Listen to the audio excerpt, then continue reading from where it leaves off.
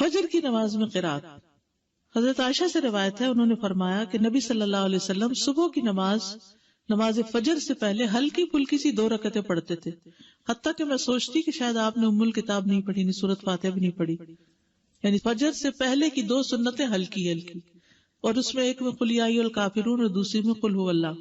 حضرت عائشہ کہتی کہ رسول اللہ صلی اللہ علیہ وسلم فجر سے پہلے 2 رکعت سنت پڑھتے اور کہا کرتے تھے کہ یہ دونوں صورتیں جو فجر کی دونوں رکعتوں میں پڑھی جاتی ہیں کیا ہی بہتر ہیں، قل ھو اللہ احد اور قل یا ایھا الکافرون. کیا ہی بہتر ہے، کتنی اچھی ہے. اور کہنے والا کہتا ہے اچھا بس قل یا ایھا الکافرون. نہیں، اگر نبی صلی اللہ علیہ وسلم نے ان کی تعریف کر دی تو یہی پڑھنا زیادہ افضل ہے کچھ اور پڑھنے سے. نماز فجر میں 60 سے 100 آیات کی قرات. ابو برزہ الاسلمی سے روایت ہے، وہ کہتے ہیں کہ رسول اللہ صلی اللہ علیہ وسلم عشاء کو تہائی رات تک مؤخر کر دیتے اور اس سے پہلے سونے اور بعد میں گفتگو کرنے کو ناپسند فرماتے، اور فجر کی نماز میں 100 سے لے کر 60 آیتیں تلاوت فرماتے، اور ایسے وقت میں سلام پھیرتے جب ہم ایک دوسرے کے چہرے کو پہچان سکتے تھے، یعنی روشنی ہو جاتی تھی، یہ مطلب ہے. ابو برزہ رضی اللہ عنہ سے روایت ہے کہ رسول اللہ صلی اللہ علیہ وسلم صبح کی نماز میں 60 سے 100 آیات کی قرات فرماتے تھے. صبح کی نماز میں 60 سے 100 آیات کی تلاوت کرتے. سورۃ واقعہ اور اس جیسی صورتیں پڑھنا. جابر بن سمرہ فرماتے ہیں کہ رسول اللہ صلی اللہ علیہ وسلم بھی تمہاری نمازوں کی طرح نمازیں پڑھایا کرتے تھے جس طرح آج کل تم پڑھاتے ہو، لیکن وہ نماز میں تخفیف فرماتے، یعنی ہلکا پڑھاتے تھے، اور ان کی نماز تمہاری نماز سے ہلکی ہوتی تھی. وہ نماز فجر میں سورۃ واقعہ اور اس جیسی صورتیں پڑھتے تھے. سورۃ قاف کی قرات. فجر کی نماز میں سورۃ قاف یا اس کی جیسی دوسری صورتیں پڑھا کرتے. صافات کی قرات، یعنی سورۃ صافات بھی آپ نے پڑھی. سورۃ التکویر اذا الشمس کورت، اس کو بھی پڑھتے ہوئے سنا فجر کی نماز میں عمرو بن حریث نے. سورۃ المؤمنون کی آیات، یعنی پوری سورت نہیں بلکہ اس کی آیات. عبداللہ بن صاحب سے روایت ہے، انہوں نے کہا نبی صلی اللہ علیہ وسلم نے ہمیں مکہ میں صبح کی نماز پڑھائی تو سورۃ مؤمنون کی قرات شروع کی، حتیٰ کہ موسیٰ اور ہارون علیہ السلام کا ذکر آیا یا عیسیٰ علیہ السلام کا ذکر آیا تو اس وقت نبی صلی اللہ علیہ وسلم کو کھانسی آنے لگی تو آپ رکوع میں چلے گئے.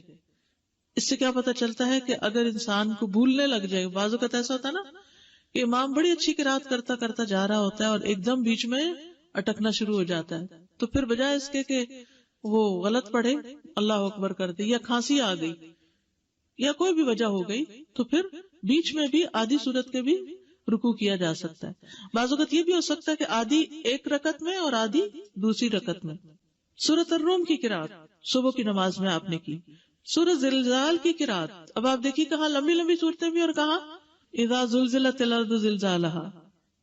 سورۃ الفلق اور الناس کی قرات، کبھی ایسا ہوتا ہے نا دیر سے آنکھ کھلی آپ کی تو لمبی تو نہیں پڑھ سکتے، تو پھر کیا ہے 2 چھوٹی صورتیں پڑھ لیں، یہ بھی آپ کی سنت ہے.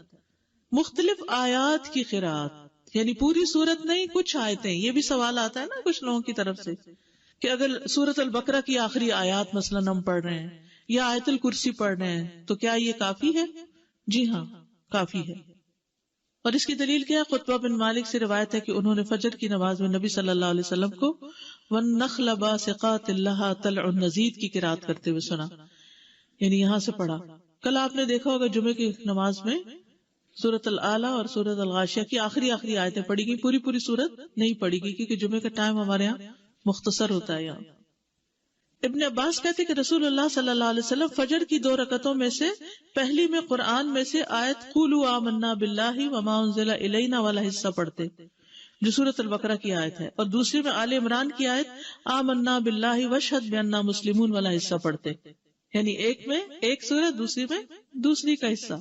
ابن عباس سے روایت ہے کہ انہوں نے کہا رسول اللہ صلی اللہ علیہ وسلم فجر کی 2 رکعتوں میں قرآن میں سے قولوا آمنا باللہ اور تعالوا الی کلمۃ سواء بیننا وبینکم پڑھا کرتے تھے. مختلف صحابہ کی نماز فجر کی قرات، اس میں عمر رضی اللہ عنہ نے پہلی رکعت میں سورۃ البقرہ کی 120 آیات پڑھی. کہاں تک پہنچتے ہیں؟ پہلا سپارہ ختم ہو جاتا ہے.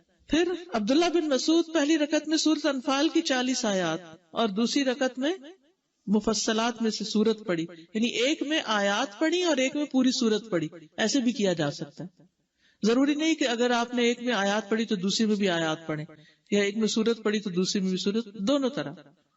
قتادہ نے اس شخص کے متعلق جو ایک سورت کو 2 رکعتوں میں اس کے 2 حصے کر کے یا ایک ہی سورت کو 2 رکعت میں دہراتا ہے، فرمایا یہ سب اللہ کی کتاب ہے، ہر طرح سے پڑھنا جائز ہے۔ سورت اخلاص کی قرات ہر سورت میں ایک صحابی پڑھتے تھے، تو آپ کو شکایت کی گئی تو آپ نے پوچھا اس سے، تو اس نے جواب دیا مجھے اس سورت سے محبت ہے۔ آپ نے فرمایا تیرا اس سورت سے محبت کرنا تجھے جنت میں داخل کر دے گا۔ ٹھیک ہے۔ اچھا، جمعے کے دن فجر کی نماز کی پہلی رکعت میں سورت السجدہ اور دوسری میں الدہر پڑھا کرتے تھے۔ اچھا، یہ جو ساری احادیث آپ کے سامنے میں نے رکھی ہیں، اس سے آپ کو سمجھ میں کیا آیا؟ پہلے تو حفظ ہونی چاہیے، بالکل ٹھیک ہے۔